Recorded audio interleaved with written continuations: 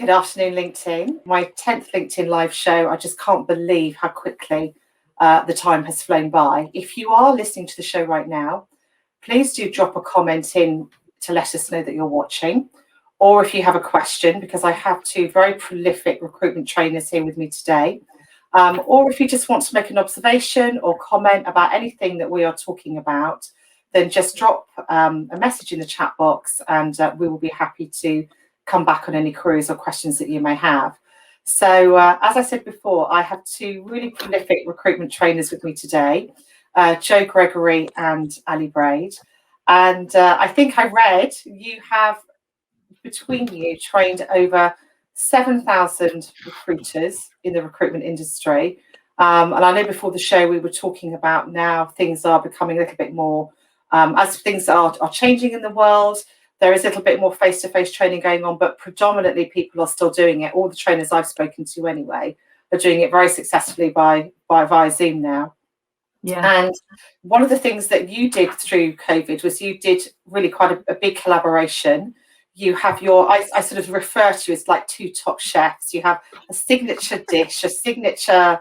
I love that. I've never heard that. I like that. your BD boot camp. And you also have your free resource. I think it's a sort of collective group of other recruitment trainers called The Tribe. And you have very kindly offered today to give a free session in your next BD boot camp. And I know you've had absolutely fantastic feedback. And this is an area that consistently recruiters are still, I think it's always something that people still worry about, they still struggle with. So you're offering a free session on your BD boot camp. So if you are listening, please pop a message in the box. Interesting, we haven't had Katie yet, so we are definitely lagging, I think, because as soon as she hears us, she normally does pop something in the comments. So we'll just assume there is a little bit of a lag. But you have a free BD bootcamp. You're offering a free session. So if you are interested in the free session, put a note in the comments box. And you've also offered Ali someone a free 3-month pass to your Recruiter Accelerator Club, which is normally, oh, thank you, Ali, $24.99. So if anyone is interested in a free session on the BD Bootcamp, or you want to have a 3-month free pass, I'm sorry I'm looking down, just don't want to get it wrong today, on the Recruiter Accelerator Club, we will choose somebody at the end of the show and let you know tomorrow who's got the free place on the bootcamp and who's got the free 3-month pass on the Accelerator Club. So, as I said before, you guys have been doing this for a long time. We are going to talk today about the 6 C's of successful recruiters. Before I go into what you've identified as the 6 C's, Ali, do you just want to quickly introduce yourself and just tell us a bit about your background? Yes, sure. Hi, everybody. Thanks for having us. Rue. Hi, Joe. Got to do jazz hands. So my background, I've worked within the recruitment industry for coming up for 18 years. I was a finance recruiter when I started back in the day, public sector, and I had a training role created for me, which was amazing. And I was in that business for 10 years. I've worked as a director of operations and associate director in a legal boutique business as well. And then nearly just over 4.5 years ago, I set up my own training business. So that's. And in fact, you worked for the Venn Group, who we've done a lot of work for. I think when they were 0 staff, we placed a lot of recruiters in there. So that's a really wonderful company. So thank you, Ali. And Joe, what is your background? Ditto. So I've been in recruitment and training now for coming up for 20 years. God, it always sounds like such a long time when you say that. Successful recruiter, then transitioned into training for the last 10 years. I've had my own training business. So I set up in the last recession, training business whilst pregnant. Since then, probably trained over 4,500 recruiters, over 400 managers, and about 160 different recruitment businesses. Hence the bags. Wow. And now, and in lockdown, found this lovely lady, Ali Braid, and now we've been coined the Morecambe and Wise of of recruitment training. Yeah. Although We'll pretend that's flattering. Yes. Yeah, that's what I said. Yeah, I was like, it would be French and Saunders. Yeah. yeah, More appropriate. Which. Absolutely. Well, look, I'll say hello to a few people. So we've got Francesca watching, we've got Karen, we've got Joy, we've got Claire so far. Again, if anyone else is watching, because I know we do have more people who do watch than perhaps comment, but just let us know you're here. And I'll just reiterate in case you missed it at the beginning, because a few people have said, yes, would love the BD Bootcamp. If you want the free session on the BD Bootcamp, which I know is brilliant, or you would like a free 3-month pass to the Accelerator Club, please, please, please say hello to us. Let us know that you're interested in the BD Bootcamp, or we can just put AC for Accelerator Club. Yeah. So we'll carry on without further ado. You have identified between you the 6 C's of successful recruiters. And obviously this is not everything. It just gives us a flavour of what we're going to discuss. Curiosity, consultative, control and commitment we've put together, closing, commerciality, and my personal favourite, which is consistency. So, Jo, should we start with the curiosity side? Why is this an important element of a successful recruiter from your perspective? Oh God, because I think one of the top traits that I think successful recruiters have is curiosity, and what that does is that allows them to ask questions and to dig deeper and to investigate more than other people do, maybe. And I think being curious is a trait that we lose along the way. Or we feel as if we should know the answers all the time, and we don't want to look silly, so we don't ask as many questions as we should. So actually, to be curious is great for us because it's good for fact finding and for information gathering, but also it's good from a flattering point of view. You know, to actually say to someone, "That's really interesting. Could you tell me more about that?" You're spending time with that person, so I think it's also flattering for people who you're speaking to. But yeah, I just think curiosity, Ali, you're the same. It's a lost trait, I think, that we need to bring back. Yeah, definitely. And I think you're right, actually, Jo, because we do with the pressure and the time pressure that recruiters face. I think you're right. We sort of forget a little bit about it, and we sort of skim. We're skimming the surface, and actually just really digging deep into what makes people tick. And I'm sure we know a lot of familiar names that have joined us today, which is lovely. And we know that you're very conscious of this, which is great. And Jo and I we were talking about this, Ruella, yesterday, and I think we all feel it, but recruiters feel this additional pressure to know everything. And I think that then prevents certain questions being asked, doesn't it, Jo? Because we don't want to look silly, and we don't, we don't want to look stupid. So then we don't ask, but that can affect, a whole process, a whole relationship, everything, really. I agree with you. I think if you will have natural curiosity and you're really thorough, whether you're taking a spec or interviewing a candidate, that can almost make or break the whole cycle, actually, of recruitment. So I think that's a really valid one. And then moving on to sort of... Oh, sorry, Jo. I was just going to say, we segue into consultative on that, but also just to take it up a level, be a bit disruptive. Don't just accept that this is the way that things are. So when a client says we have a 15-stage interview process, why?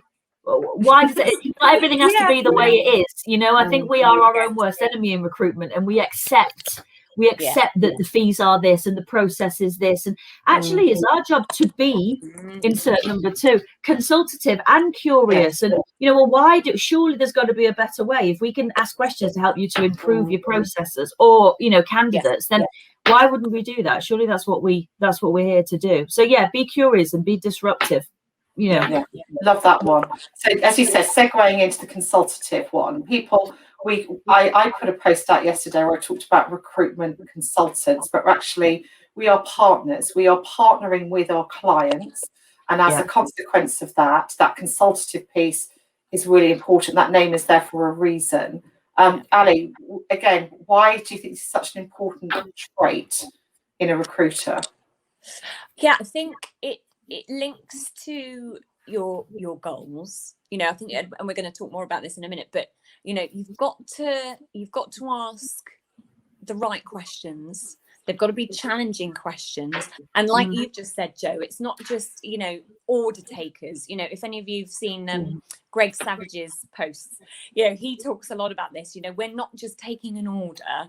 That is when the We're not a waitress. Yeah.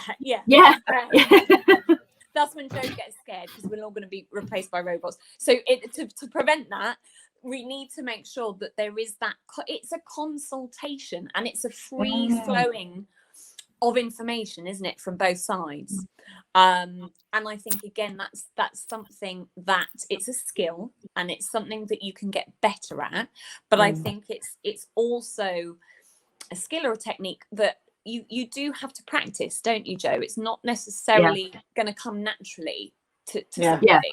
Yeah, you're never going to know all the answers, but you will know all the questions. You will be able to write a list of all the good questions that you want to ask, whether it's BD, whether it's candidate generation, whether it's pipeline management, or then relationship maximization. It's a series of questions that you can ask, because yes, like you said, Ali, they help you to reach your goal, but they help you to turn from an information gatherer into an influencer as well. So you're digging a bit deeper, you're in the impact of things, you're getting into the pleasure and pain areas. That's where true consultation happens. When we do the in fact, we'll probably do it in the next session. I know Johnny's here. Hello, Johnny. Johnny's going to be sick of us by the end of today. He's going to set a 2-hour session with us after this as well, where we'll probably be on the floor. Thank you, Johnny, for joining us. Yeah, but we'll probably say it in his session as well. You know, that we use a doctor analogy. If you had a problem and you went to the doctors and you walked in, the doctor just had a table full of medication and just started to sell you, you know, one medication, you'd be frightened to death. What the doctor does is it's consultation, it's diagnosis, and then it's recommendation. And I see us as being like we have to be the same. We have to be consultants. It's about diagnosis and then recommendation. So if you're not asking questions of your clients and candidates, it's probably disengaging them more than it's engaging them. Yeah, you know, I love that. Consulting, diagnosis, and recommendation. I've written that down. That's perfect. That's my takeaway so far.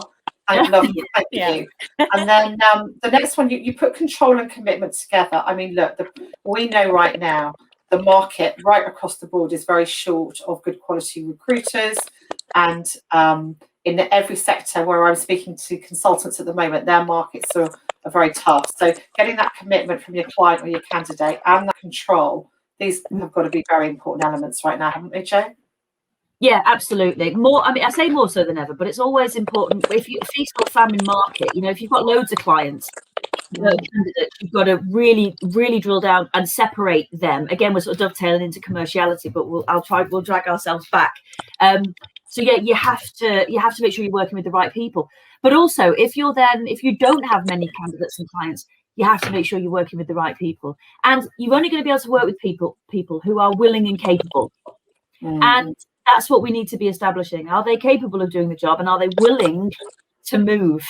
And then what are the red flags? What are the red flags, and what are the possible deal breakers and landmines that might get in the way? And as recruiters, I think we find every reason to work the candidate, for example, as opposed to maybe every reason not to work the candidate. And it's a very grown-up, frightening place to be when you're looking for reasons to qualify out. But we have to, as an industry, we're filling 1 in 5 jobs, probably maybe less than that. How many candidates are we placing? Probably 1 in 5. So 4 candidates and 4 jobs that you're working aren't making you money, and we need to start controlling and getting those levels of commitment. I think because urgency leverages commitment and increases time to hire, or improves time to hire. So you should be able to make more money quicker, and the stuff that you are working sticks. Ali, I don't know how you manage to type and talk. You're amazing. I'm seeing all these amazing things coming up in the comments. Like, come on, I need to learn how to do that. It's a lag, so it's now no hands typing. But I was. Control and commitment. Anything to add on that particular point? And I think, you know, and brilliant points from Joe. I think my only addition to that really is setting out those expectations. And actually, I'm hearing a lot from recruiters who are doing almost sort of a client and a candidate contract, and really setting out those expectations so that everybody knows where they stand, everybody knows what is expected of them at various points, and they've agreed to it. And I think, you know, when you're reading about ghosting and people disappearing, you know, on both sides, I think actually I think that's a really good idea, and it does seem to be working from what I hear. So as a practical suggestion, that like a service level agreement, wasn't it? Yeah, like an SLA, a service level agreement that you put in place, which is it's a series of mutually agreed expectations and tasks and actions, which again is psychological contracting. So if you don't get someone to actually write it down on a piece of paper, we're still talking about the professional, procedural and professional aspects of psychological contracting here, which is really important. I think with a candidate that could be a great idea. Would you have any ideas as to what you would put in that contract? Because I think that's something we could definitely use at Ruella James. We definitely have candidates who are saying one thing, doing another. You think you've got them exclusively. You're asking all the right questions. You're doing everything you can. What kind of commitments would you put in place? I mean, any thoughts? Yeah, off the top of my head, I think, you know, the feedback stage or piece, you know, any times that you want them to come to you. And actually I did used to do this with my candidates, you know, at this stage I'll need you to let me know about this, or as soon as you get, you know, any other interest or interviews, you know, then just let me know. You know, it's not about, you know, getting necessarily making them feel like you're trying to poach jobs or anything like that, but it's just, you know, we need to have contact. I think it's contact, isn't it? This is when we're going to need to talk to each other. Yes. You know. And this is when I'm going to need your honesty, and I'm going to need to know how you feel about things. You know, and actually the emotive side, Jo, is really strong, isn't it? In terms of getting control and actually getting people to tell you how they feel about things. And I think we don't always leverage that as much as we could. No, but I think that's part of that, like you said, it's that psychological contracting. It's making sure that you've got a personal enough relationship that you can have these honest conversations, that you are guiding them, you are consulting the candidate, you know, but also the professional side, that they trust you, so that they know you and like you, but now they've learned to trust you, and they feel that they're safe in your hands, but also that there's this procedure in place. There is a procedure to what we do, so you're either on the bus or you're not. And we use I formula. So this is what we are going to do, and then this is what you are going to do, and then this is what I am going to do. So it's a series of tasks and actions. You know, when you're working on a retainer with a client, you tend to timescale the process, or you put a process flow together, a document that timescales who's going to do what and when, and what needs to happen in the process. And we should just be doing the same things with candidates as well. I mean, if you were really wanting your next career move, and there was an awful lot, even in contracts, if there was an awful lot riding on this, if you had a recruiter that just sort of said, ask you a couple of questions and then said, all right, leave it with me, versus another recruiter that sat you down, you know, they ask you a load of questions about what you want, what you don't want, what you've had in the past. They talked you through the process, they talked you through what was going to happen, they put a time log together with you, so that, you know, everything was time scaled and you knew what the outcome was going to be. And then they sent it to you and you looked through it, and then you confirmed in writing, yep, this is everything that I'm looking for. It's going to scare off people that aren't committed, let's face it, because you're going for the hills. If you're just tire kicking, you'd be like, oh no. But the people who really want to move and are willing and capable, they'll love it. They'll absolutely love it. And then why would they work with other agencies? I love it. Got it for them. So it's a good way of trying to leverage exclusivity from your candidates as well. Yeah, no, we UI. So I've learnt consult, diagnosis, recommend, we UI, all these little things. Got them all down. Tattoos you can have up your arm. We're going to have a series of tattoos, aren't we, Ali? Recruitment tattoos, absolutely. Oh, yeah. What shadows? Never mind. So I would love your definition of the next one, which is commerciality, because nearly every single client who works with Ruella James says they've got to have commerciality. What do they mean by this? What is it as recruiters we have to define what commerciality is? It's so broad. I'll just, one word is objectivity. Yeah. You have to have objectivity. You can't just work on something because it's shiny, or because you like them, or because they're screaming the loudest. You have to work closest to the money. So it's about making decisions on, I know it sounds awful, me and Al would probably go straight to hell. I mean, this is about helping people as well. But this is about making money. It's about doing deals. It's about getting things over the line. It's about making money. It's about enabling clients and candidates to achieve a goal. And so you have to think about that. You have to think objectively. So you've got two jobs. We tend to work both of those jobs with the same level of effort and time commitment. Whereas actually, if this one's got a 7 out of 10 chance of being filled and this one's got a 4 out of 10, you know, why do we treat them both the same way? So I think levels of service, I think levels of fee structure, I think levels of effort and amount of time that we put in as well would be a good idea. So yeah, objective, not subjective. Okay, Ali, anything to add on the commerciality point?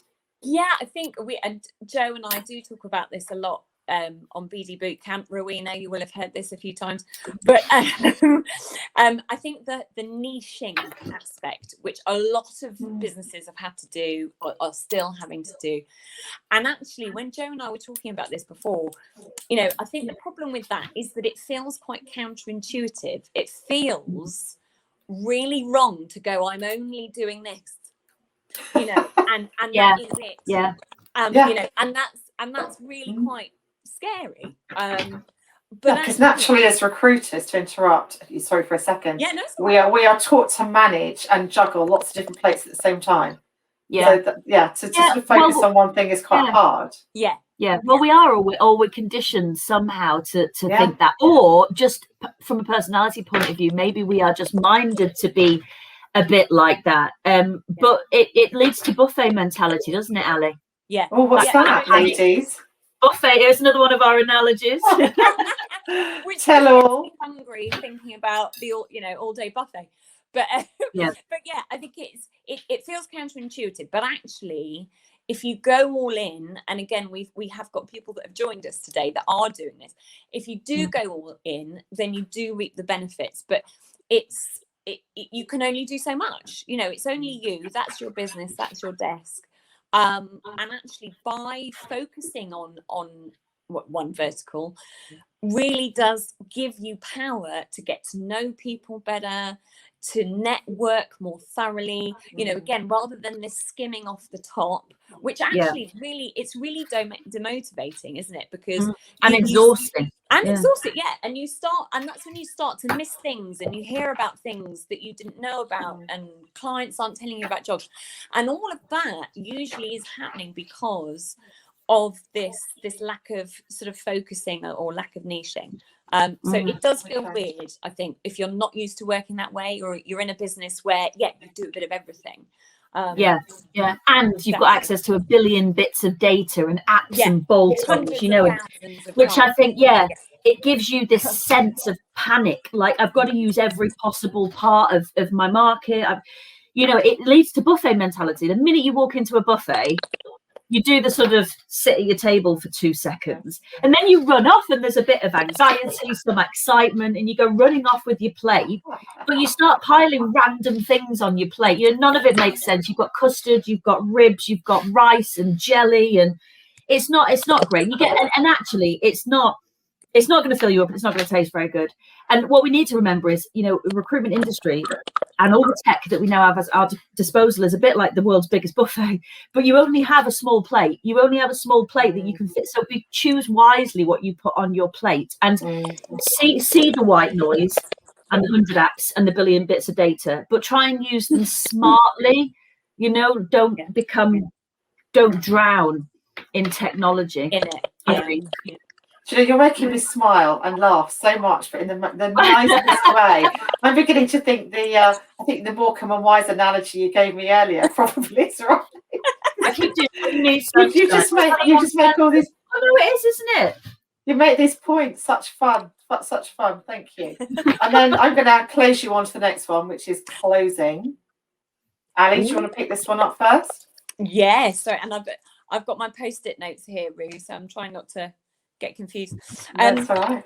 I think with the closing, I think really it's what are you closing on? And actually, I was talking to a lady this morning about this, because I think we can get into again this mentality of I'm ringing to get a job on, and if I've done a LinkedIn rant/post on this actually, but you know, if we go into that call or whatever type of BD we're doing, thinking I'm going to get a job on, you know, let's face it, 8 times out of 10 there isn't going to be a job there.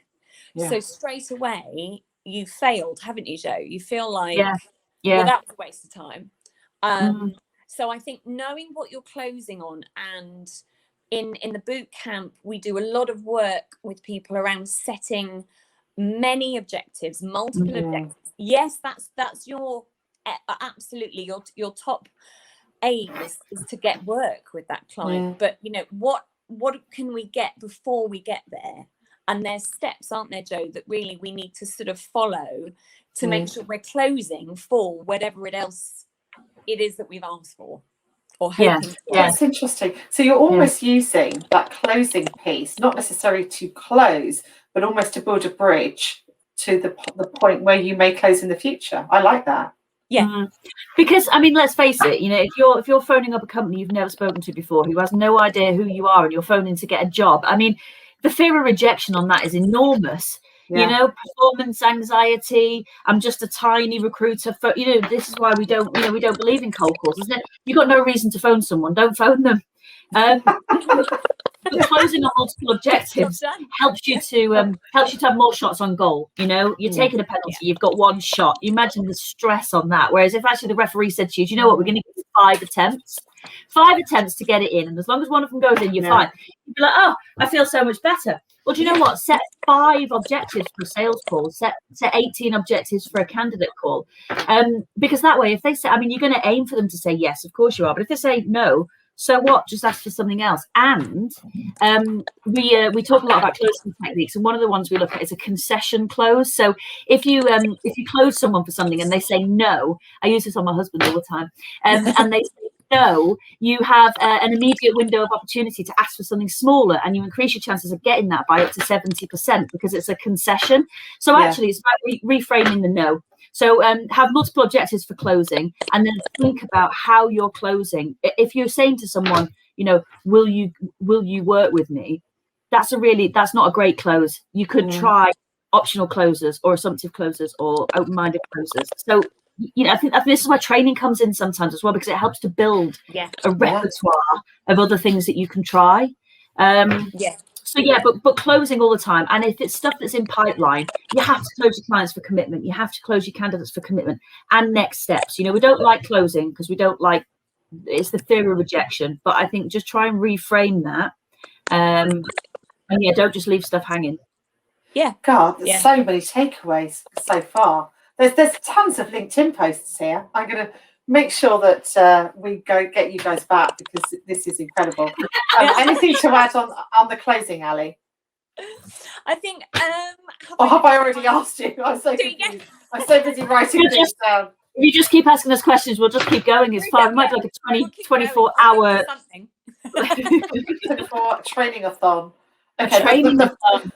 The last one, my favourite, consistency, my weakest point, but the one I need to work on the most. And I'm sure it's the same for everybody, being consistent in all of our actions. Jo, go for it. No, I'm not going to. I'm gonna hand the baton. I'm gonna hand the baton over to Ali, because Ali, I think, gets Bitcoin every time she mentions the word consistency. So she has to say it, I think, about 47 times. And anyone who's been trained by Ali who's listened to the show, she says it all the time. So I'm gonna bow to Ali's expertise on this. Thanks, Jo. I wish I did get royalties. I am starting to feel like I should now. But yeah, we talk about the process, you know, and the process in recruitment doesn't change. What changes is our attitude to the process, because we decide that we can do it differently. But we all know that, you know, recruitment works in the same way as it pretty much always has. Yes, we've got different tech now to support us, but actually the process of working with a client and a candidate is the same. So, you know, don't mess with the recipe. Yes, you can tweak it, and you can, this didn't work yesterday, so I'm going to change the flour, I'm going to change the sprinkles on the top. But actually the recipe of of this job is the same. And I think as well, it's just making sure that we can be quite flighty. I think as an ex-recruiter, I know I'm quite flighty still. Yeah. And, we go with the what's exciting potentially, or what's interesting us today. But actually, to maintain, as we know, that pipeline, you've got to keep doing the right activity and really try not to be distracted, because I think when you're at the beginning of that process, Jo, it feels really hard, doesn't it? But it's because you're not getting those immediate results. And then, and we have this on the boot camp all the time, then suddenly a few weeks later, people are like, oh my God, this is working. This is what, I got a reply from this. But you have to keep at it. You're not going to do one call or one email and then, get all the jobs. So it's hard work. I mean, let's face it, we know how hard it is. And that's why a lot of people leave the industry, because it is hard work. It really is. It is hard, and it's quite mundane. It's a number of things done really well in the right order and then repeat. And actually, recruitment's the fancy stuff is the dealing with people. It's the creativity part, but that's like the frosting on the cake. The cake is the cake. If you found a recipe and the recipe works and you produce cakes, don't suddenly take 5 ingredients out. You're not gonna produce the cake. So making sure that you've got. Oh, hi, Bryony. I'm about 100 pages behind on this chat. Bryony typed that maybe last Wednesday, and I'm like, hi, Bryony.